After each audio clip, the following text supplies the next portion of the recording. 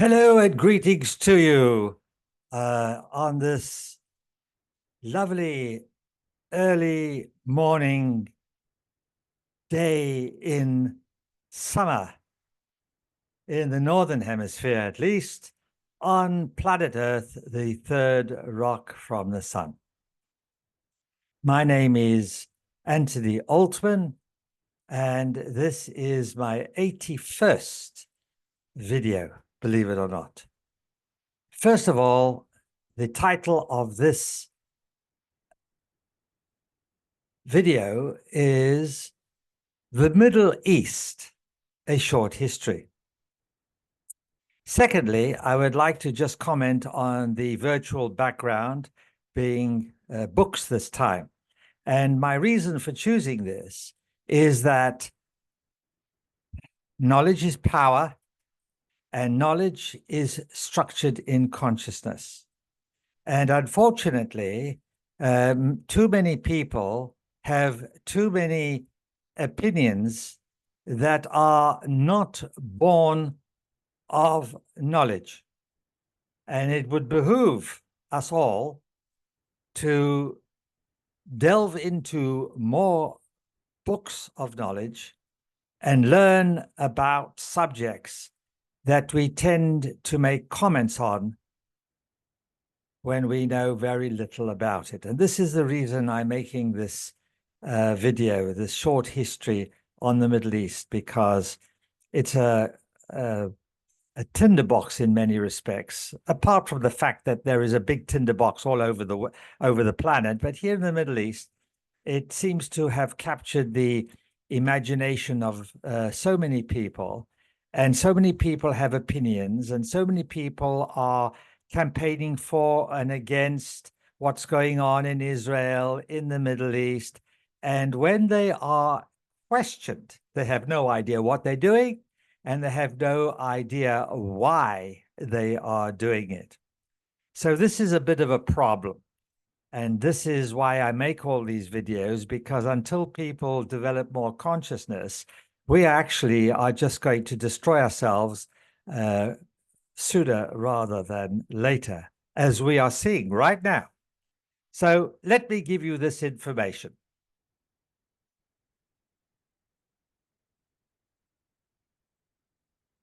I have lived in quite a few different countries on several continents, and now I reside in Israel, where I have learned much truth about the Middle East, and of course, from my position in Israel and what we are experiencing here, and also what I experience from the comments and attitudes of people who don't even know where Israel really is, or the Middle East. And I'm not being facetious, that's true.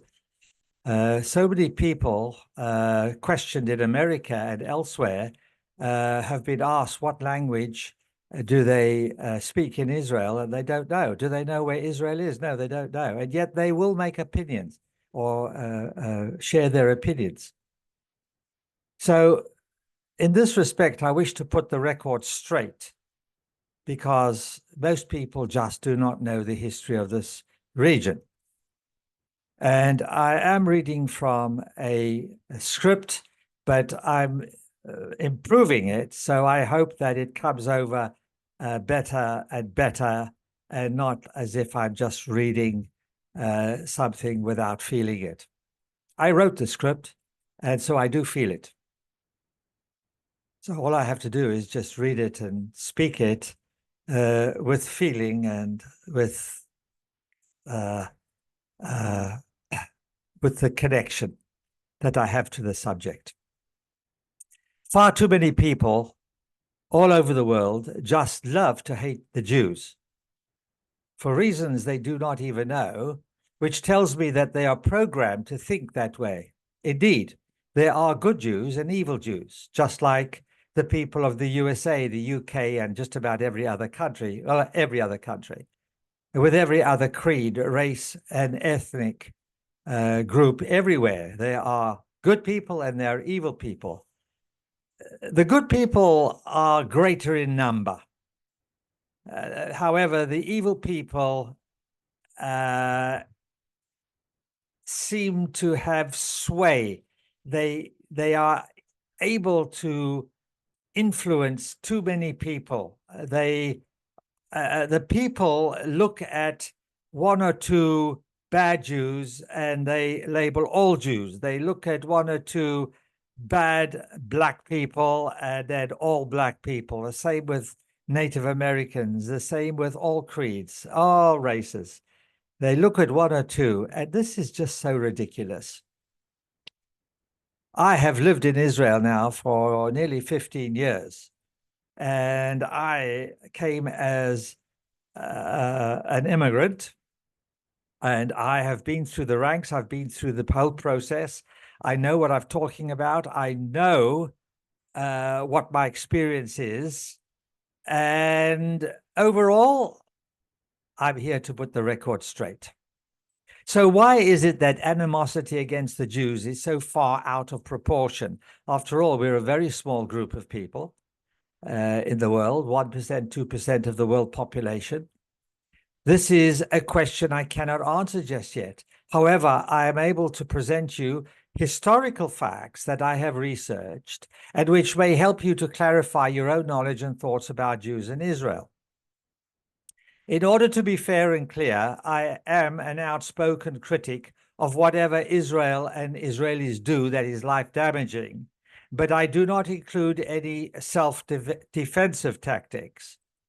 I know what I would do if I or my wife were attacked, as I have no reservation in doing whatever I can to defend myself, no matter the consequences. So apart from self-defense, there are things that are done in this country that I don't agree with. But there's a lot of things that go on in this country that I applaud, just like in America and the UK and other European countries. No different in that respect. The only respect that I'm talking about is that more people seem to love to hate Jews than they do Americans, than they do the British, than they do the French or the Spanish. So hopefully I can set the record straight as well as I can. I'm not biased. And I am a secular Jew, of which I am proud to be. I'm not interested in religion because I have my own spiritual metaphysical road less traveled that I walk. I have my own connection with God, the all that is, the quantum field of all possibilities, whatever label you wish to use. However, very quickly, I did come to Israel, excuse me, as a quasi-practicing Reform Jew. And it didn't take me too long, having had various experiences here, that I realized, and I have experienced this in other religions that I have also studied, that religion does not necessarily have a positive effect or bearing on people. That positive effect or positive bearing is to come deep within each one of us. And unfortunately, most people use religion as a convenience. They're not interested in God until they have a lot of trouble. Then all of a sudden, they're asking God for help, and so on. The title of this video is interesting because I've come to learn distressingly so that a great many people have lost the ability of critical thinking, which really demands a separate discussion and which I may undertake in another video. The lack of critical thinking seems to be the consequence of cognitive dissonance, which may have some correlation to the scientific understanding of brainwave patterns that are described as constructive or destructive interference. This is when a thought, being a wave of energy with a particular amplitude and wavelength, is cancelled out by another thought which is out of phase with the previous thought.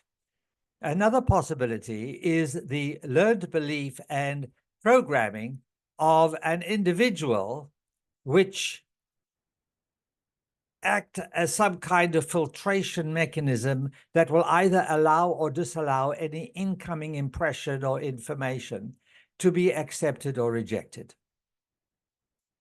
This latter consideration was impressed upon me when I watched a video by a gentleman named Gad Saad, a Lebanese Jew who was forced to flee Lebanon with his parents in order to save their lives, and they went to Canada. This was during the Lebanese Civil War, which I'm going to talk a bit more about later on. There in Canada, Gad Saad became a marketing professor at a Canadian university and who also is an authority in consumer psychology, consumer behavior, evolutionary psychology, decision-making, and of course, marketing. In this particular video, he disclosed global hatred of the Jews, and consequently, I was inspired to make this video. So let me begin. This is a history lesson, and I hope to make it as entertaining as I can. However, the history of the Middle East is lengthy and complex. So with so much corruption, intrigue, deception, and a lust for power and land grabbing, that this sharing that I'm making merely scratches the surface of all that which transpired. So I've labeled the points that I wish to make, and there are 16 points. Number one, the name of an area in the Middle East known as the Levant was given as Palestine by the Romans, who occupied the Levant about 2,000 years ago.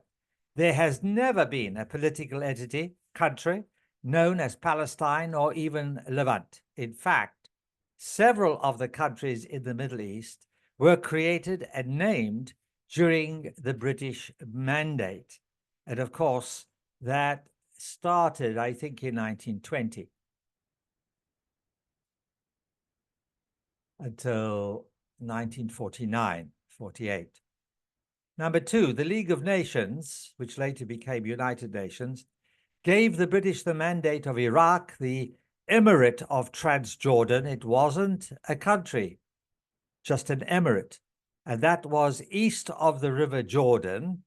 And that included an area west of the River Jordan, which was known as, also known as Palestine. It included the present-day West Bank. As told by the University of Michigan, and I'm now quoting, in 1921, the British divided this region in two. East of the Jordan River became the Emirate of Transjordan, to be ruled by Faisal's brother Abdullah, and west of the Jordan River became the Palestine Mandate, which was also ruled by Faisal's brother Abdullah. This was the first time in modern history that Palestine became a unified political entity. Please note that before this, there was no identity of anyone called Palestinians. Number three, in 1946 to 1948, Abdullah ibn al-Hussein, born in Mecca, now Saudi Arabia, it is now in Saudi Arabia, Mecca, supported the British Mandate Peel Commission of 1937, which proposed that Palestine be split up into a small Jewish state, being about 20% of the British Mandate for Palestine, which then included Transjordan, and the remaining land to be annexed into Transjordan, later to become the Hashemite state or kingdom of Jordan. Now, the Peel Commission of 1937 was an extension of the Balfour Declaration, excuse me, which I believe was in 1917. And there's a wonderful story about that, which I'll talk about in another video, perhaps. Number four, in 1946 to 1948, excuse me, it's very warm and I have a fan on me, which I don't really like. and it's causing me to get a bit sneezy and what have you. In 1946 to 1948, Abdullah had secret meetings with the Jewish Agency of Israel, which included Golda Meir, who later became Prime Minister of Israel. At these secret meetings, they agreed on a partition plan presented by Abdullah, which was supported by the British. And it was supported by the Jewish Agency.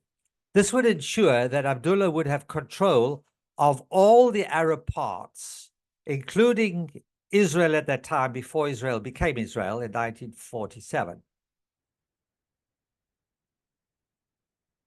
So it included parts of Israel. I think it was the West Bank, thus preventing the formation of a separate Arab-Palestinian state. Excuse me. Headed by the Mufti of Jerusalem. Now, this is very important. Excuse me.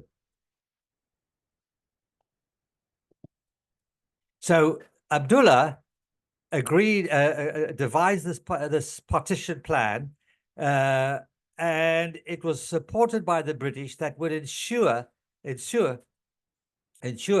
that Abdullah would have control over all the Arab parts, not the Jewish parts, the Israel parts, but parts of Israel, like the West Bank, thus preventing the formation of a separate Arab-Palestinian state headed by the Mufti of Jerusalem, Muhammad Amin al-Husseini, who was, I'm afraid to say, no, I'm not afraid, I'm sad to say, a friend of Adolf Hitler. In other historical factual reports, I understand that the Mufti would visit Hitler in Germany, whereby they would discuss the ways and means to eliminate the Jews. The new Jordanian state was established on the 26th of April, 1949. This was the kingdom, the Hashemite kingdom, with Abdullah as the king. In 1951, a Palestinian, or one from what was known as Palestine, known as Mustafa Shukri Ashu of the Husseini clan and the Muslim Brotherhood, assassinated Abdullah, the leader of Jordan. This is number 7 now. To compound the lust for power, Abdullah decided, before he was assassinated, with the aid of the Arab League, to invade Israel on the 4th of May, 1948, contrary to his previous decision to just live in peace and in harmony, unite the Arab parts. And he conduct this offensive because it seems he wanted to increase his power of Palestine, which is a direct opposition to what he presented before. So he changed his mind. A week later, this forage into Israel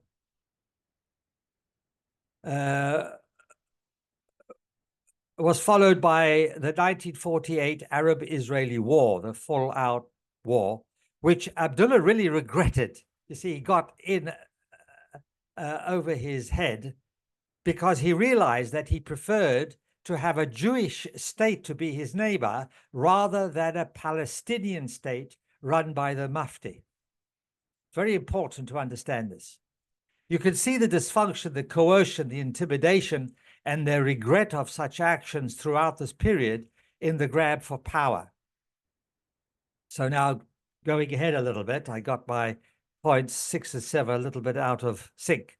Number 8, the king of Jordan, Hussein bin Talal, was enthroned the 2nd of May, 1953, at the age of 17. This was after Abdullah was assassinated.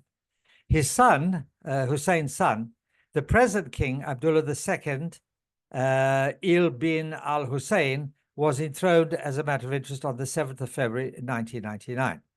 Number 9, in 1970, now it's getting interesting, the Palestinians, also known as the PLO, the Palestinian Liberation Organization, whose soldiers were known as the Fedayeen, infiltrated into Jordan And then eventually they threatened to take control of Jordan, getting rid of King Hussein. So King Hussein immediately attacked them with his army, killing many and expelling the rest. And this episode is infamously known as Black September. During this conflict, Syria wanted to get involved and sent a brigade of soldiers to assist the Palestinians. And Israel, who wanted to have a harmonious relationship with Hussein in Jordan, they sent jets to fly over the brigade, and they intimidated Syria to withdraw that brigade, which was to be in support of King Hussein. So Israel did a little bit to help. Now, King Hussein was the focus of two attempts to assassinate him, but he survived. He protected himself. I guess he learned from the assassination of his grandfather. The Palestinians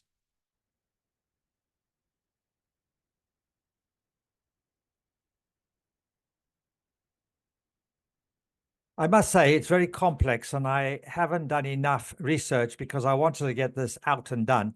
So if I'm a little bit confused here, I apologize, but it's I'm trying to condense a huge amount of information into a couple of pages. It's not easy because it would be a video of hours.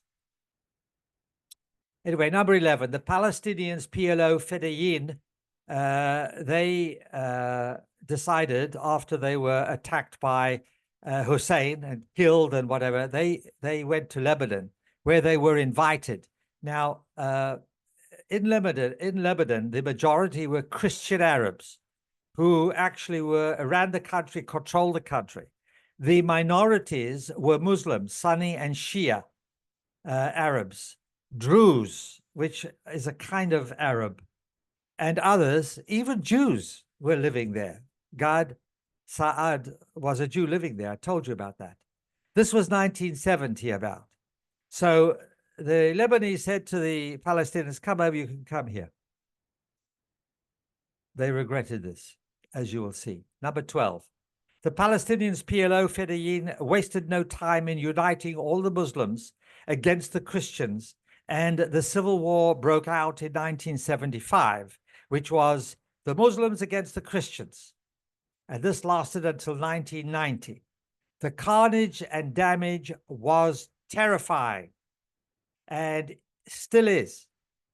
I have heard of dreadful accounts by a few Christians, especially the experiences of Brigitte Gabriel, a Christian Lebanese now living in the USA and who has become a prominent speaker of human rights and who tells us on YouTube video and other platforms of the most harrowing experiences that she and her family experienced in Lebanon, and whose father was killed by the Muslims, and who also brought her mother to Israel for medical attention as her mother was wounded. So she called for a taxi in Lebanon to take her and her mother to the Israeli border, and the Muslim taxi driver extorted all the money she had from Brigitte. But she did it. She had to get out of Lebanon. In Israel, she found a taxi driver who took them to the hospital and who refused any payment, wishing them well. Bridget's mother received medical care in Israel and she recovered. So Brigitte Gabriel has a very, very high regard for Israel. In fact, many of the Lebanese came to Israel and still live here. Number 13. In 1990, the Lebanese civil war ended with all the militia factions being disbanded except for Hezbollah, the Iran-backed militia force. Yes, there's a plan behind all this. Number 14, nearly finished. I am unable to find out exactly how many Christian Lebanese fled their own country. It just won't tell me in the research. And all I could get was that currently there are approximately 8.6 million to 14 million Lebanese living outside Lebanon, and there is no repatriation for them. The country, which is now run by the Muslims, will not repatriate any of them. And they fled to all corners of the world. A lot of them went to America, to England, and they lost their country because they invited the Palestinians, the PLO, into their country.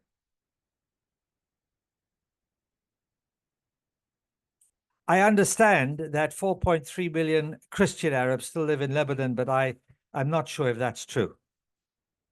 15. So from being run and administered by Christian Arabs, Lebanon, which became a most successful and beautiful country, the pearl in the crown of the Middle East. I mean, it was a banking center. It was beautiful. It was the most successful country in the Middle East, was infiltrated by the Muslim militia, who actually destroyed the country, from which it has never recovered. Now, why did I go to such lengths to describe what happened to Lebanon and what could have happened to Jordan? It is simply this. Had King Hussein of Jordan not expelled the Palestinians, they would now be in control of Jordan, and King Hussein would be pushing up daisies. Should Israel ever allow the evil factions of Islam, the militia, and we don't know who they are, they infiltrate. Look what they did to Lebanon. And if they infiltrated into Israel, you and I both know what would happen here. I would not be alive. Not all Muslims are bad, just like not all Jews are bad. But you and I both know what damage a rotten apple can do. There is so much more to this alarming story of dysfunctional human beings wrenching control from whomsoever they choose to become more powerful. And examples of this tragedy is to be seen all over our planet, especially in the West, like the USA, Europe, and most certainly here in the Middle East, including Israel.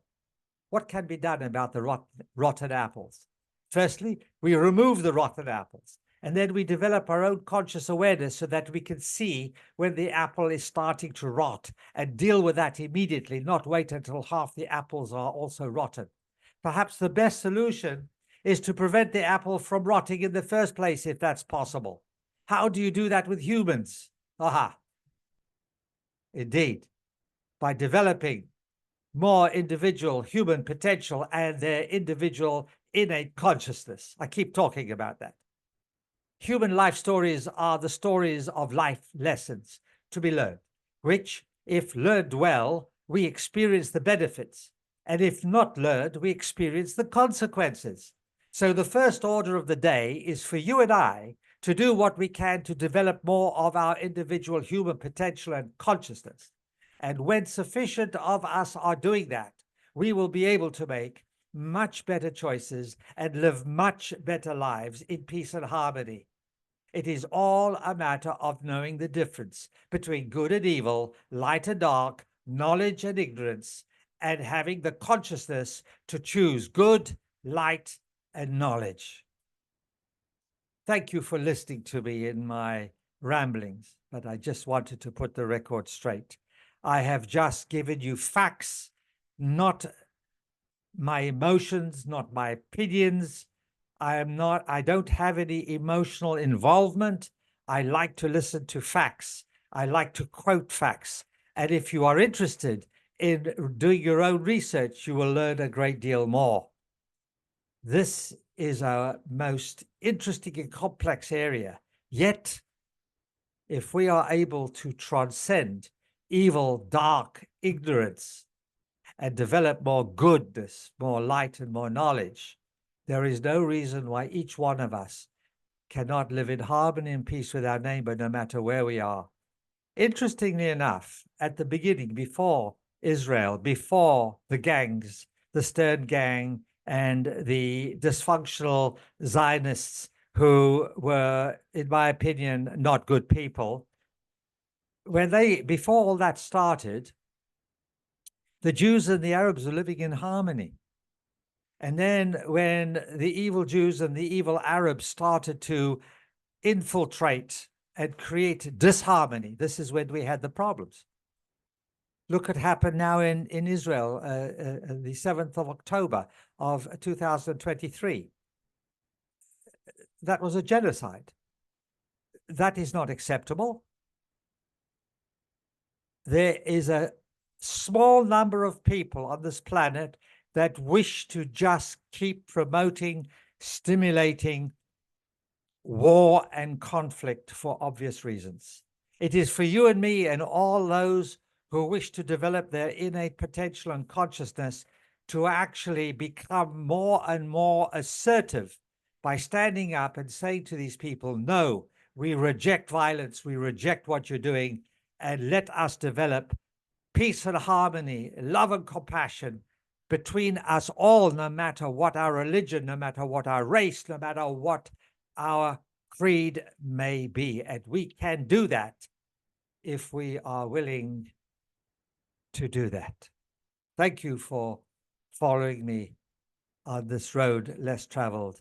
Until next time, thank you.